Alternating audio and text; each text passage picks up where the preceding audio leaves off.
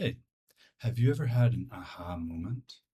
One where something just clicks and suddenly you see yourself more clearly. Everything just sort of feels right.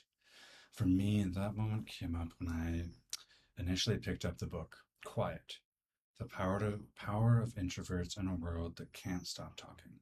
It's by Susan Cain. This was one of those books that I read where I felt like I was reading about myself. It was like Susan Cain was describing me. I finally understood why I value quiet spaces, prefer small gatherings, often feel completely content doing my own thing.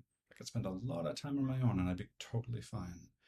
So for the first time, I saw that my introversion was not a flaw, but it was sort of a strength, and it was something that I actually feel really deeply passionate about myself.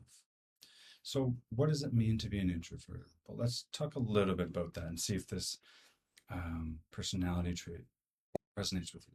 So, one, you recharge by spending time alone or with a close knit group, not really in big crowds. Two, you look inward for energy and ideas rather than seeking external stimulation. Like there's a well of things, information within you. Three, people often tell you that you're a great listener, that you have a calming presence. This is sort of just like external, objective observations others might have.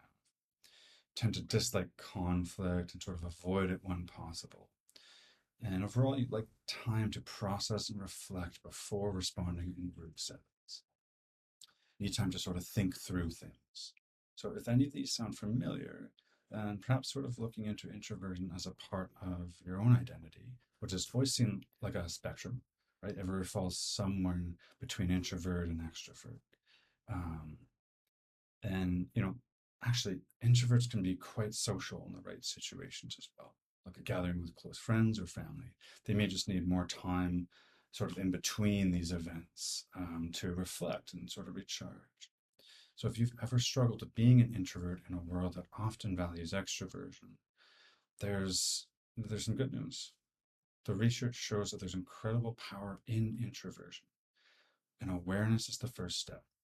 So, learning to accept and embrace your introverted nature, the way you are and how you are in the world, this will help you move through the world with more confidence and authenticity. Actually, allow you to support other introverts and extroverts with this power that you hold. So, if you're an introvert like me, take pride in your quiet power. It's not a limitation, it's a strength.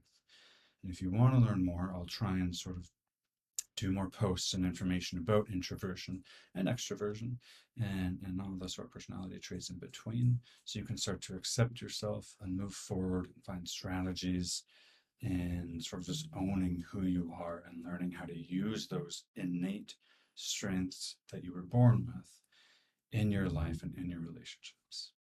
So stay tuned.